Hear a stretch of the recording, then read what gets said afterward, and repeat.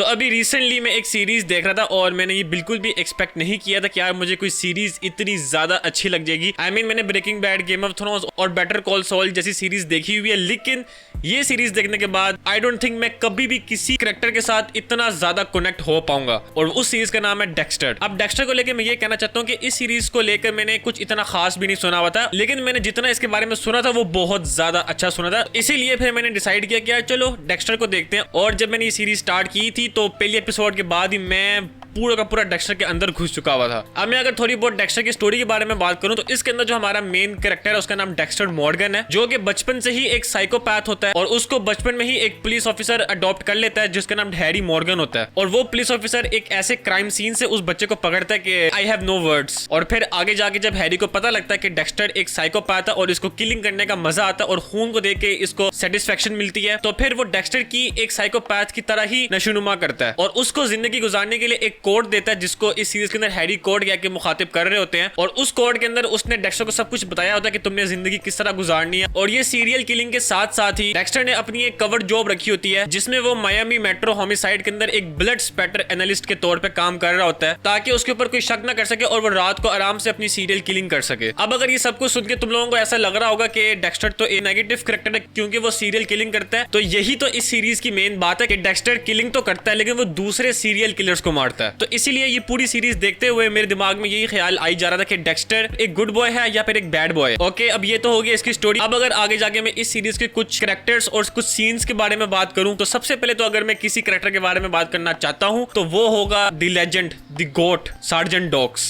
जब मैंने ये कैरेक्टर इस सीरीज में फर्स्ट टाइम देखा था तो मैं बहुत ज्यादा खुश हो गया था क्योंकि डॉग्स मीम्स में बहुत ज्यादा फेमस है, जैसे कि वो सरप्राइज मदर और वो।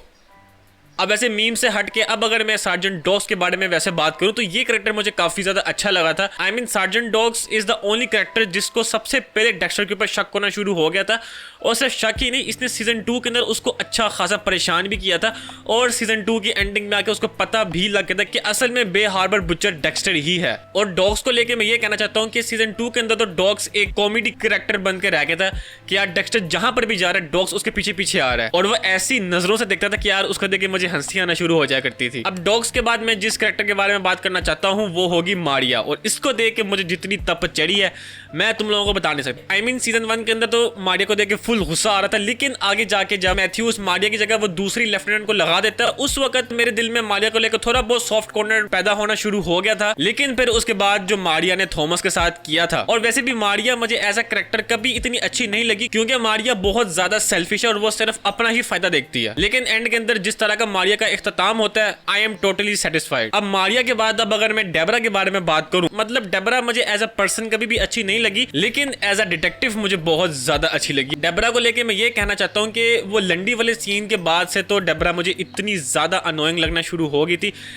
वो एक बुड्ढा आ गया और फिर उसके बाद डेबरा उसके पीछे इतना पागल हो गया कि वो बस छोड़ो यार। नॉट गोना लाई, मैंने तो शुक्र अदा किया था कि जब लंडी मर गया था। और एक बात मैं जरूर कहना चाहता हूँ कि सीजन 6 की एंड में जो ये डेक्स्टर और डेबरा को लेके जो भी ये करने की कोशिश कर रहे थे मुझे उसकी कुछ खास समझ में नहीं आई। अब डेबरा के बाद मैं एक विलन के बारे में जरूर बात करना चाहता हूँ, वो मुझे बहुत ज्यादा अच्छा लगा था।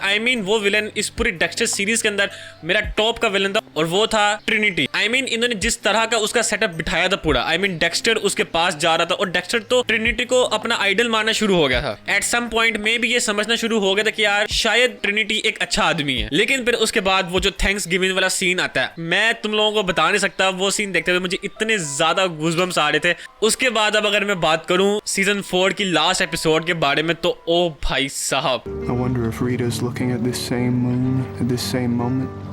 उसको 9.8 की रेटिंग है लेकिन मेरे लिए वो 10 आउट ऑफ 10 डिजर्व करती है। लेकिन भाई एंडिंग के अंदर जो इन्होंने रीटा के साथ कर दिया था ना, मुझे पता नहीं उस ट्रॉमा से निकलने में कितने हफ्ते लग गए थे। लेकिन मैं एक चीज का बहुत शुक्र अदा करता हूँ कि इन्होंने रीटा के मारने का सीन हमें नहीं दिखाया हुआ, क्योंकि भाई ट्रिनिटी जिस तरह लोगों को मारता था वो सब कुछ मैं रीटा के साथ होते हुए नहीं देख सकता था। रेड वेडिंग के बाद इस एपिसोड ने मुझे बहुत ज्यादा शॉक कर दिया था। अब ट्रिनिटी के बाद मुझे जो विलन्स काफी ज्यादा अच्छे लगे थे उनमें से एक सीजन 5 का विलन था जिसका नाम आई थिंक जॉर्डन था। उसके अलावा मुझे जो विलन अच्छा लगा है और आई डोंट थिंक मैंने उसके बारे में अभी तक बात की है, वो था सीजन 1 के अंदर आइस ट्रक किलर। सीजन 1 की एंडिंग के अंदर आके जो एक राज खुलता है उसके बारे में, वो तो मैं कहता हूँ भाई मेरा दिमाग फट गया था। अब सीजन 4 के बाद मुझे एक सीजन 7 काफी ज्यादा अच्छा लगा था। उसके अंदर हर एपिसोड के अंदर अच्छा खासा सस्पेंस था। लेकिन फिर उसके बाद जो सीजन 8 के अंदर जो इन्होंने हगा है, ओ भाई साहब, I mean, सीजन 8 को देख के मुझे ऐसा लगा था कि यार इस शो के राइटर्स के पास लिखने के लिए मवाद बिल्कुल खत्म हो चुका है। I mean, सीजन 8 के अंदर इन्होंने विंस की बेटी को इंट्रोड्यूस करवा दिया जिसका कोई तुक्की नहीं बनती, और वो सब कुछ तो ठीक है जो इन्होंने डेबरा के साथ कर दिया था। I mean, सीजन 8 की स्टार्टिंग में डेबरा पूरे ड्रग्स में लग गई है और फिर उसके बाद चलो ठीक है वो उससे रिकवर हो जाती है, लेकिन एंडिंग के अंदर वो एक चोमू से विलन से वो गोली खा लेती है और फिर वो उसके बाद हॉस्पिटल में एडमिट हो जाती है, और फिर उसके बाद डेबरा के अंदर वो एक क्लॉट जम गया और फिर उसी से उसका ब्रेन डैमेज हो गया और फिर डेक्स्टर ने खुद ही उसको मार दिया। और फिर दूसरी तरफ से इन्होंने हैना को दोबारा इंट्रोड्यूस करवा दिया और वो हैरिसन को लेके बाहर चली गई है। तो ये सब कुछ मुझे कुछ इतनी खास समझ में नहीं आई थी। सीजन 8 के बारे में मैं ये कहना चाहता हूँ कि सेकंड लास्ट एपिसोड तक मेरे लिए ये सीजन 8 आउट ऑफ 10 था, लेकिन लास्ट एपिसोड के देखने के बाद तो मैं बहुत ज्यादा डिसअपॉइंट हो गया था। अभी वैसे उसके बाद इन्होंने डेक्स्टर न्यू ब्लड निकाला और फिर उसके बाद डेक्स्टर रेजरेक्शन भी इनकी चल रही है, तो do let me know in the comments के ये जो डेक्स्टर न्यू ब्लड है ये अच्छा है या बस एवी फजूल से है। अब एंडिंग में जाते जाते मैं एक बात जरूर कहना चाहता हूँ कि यार डेक्स्टर से मैं बहुत ज्यादा इंप्रेस हुआ हूँ कि यार इस पूरी सीरीज के अंदर डेक्स्टर की रिस्क गेम इतनी ज्यादा अच्छी है कि कोई भी प्यारी सी बच्ची आ जाए तो वो डेक्स्टर के पीछे पागल हो जाती है। अब डेक्स्टर को लेके मैं ये कहना चाहता हूँ कि डेक्स्टर मुझे बहुत ज्यादा अच्छी लगी है। I mean, इसका सीजन 8 भी मुझे सही लगा था, सिर्फ इसकी लास्ट एपिसोड को लेके कि यार चलो अगर इन्होंने डेबरा को मारना ही था तो थोड़े अच्छे अंदाज से ये मार लेते, लेकिन उसको छोड़ के डेक्स्टर मेरी one of the best series की लिस्ट के अंदर जरूर आ गया। और जितना इंप्रेस मैं डेक्स्टर कैरेक्टर से हुआ हूँ, आई डोंट थिंक मैं कभी भी किसी भी कैरेक्टर से मैं इतना इंप्रेस हुआ हूँ, फिर चाहे उसके अंदर तुम वॉल्टर वाइट को ऐड कर लो, तुम सॉल गुडमैन को ऐड कर लो, डेक्स्टर मॉर्गन का कोई मुकाबला नहीं है मेरे लिए। इसी के साथ आई होप आपको आज की वीडियो पसंद आई होगी। आइए तो हमारे इस चैनल को सब्सक्राइब कर दें और मैं मिलता हूँ आपको अपने किसी नेक्स्ट वीडियो में। तब तक के लिए अल्लाह हाफिज एंड सायोनारा।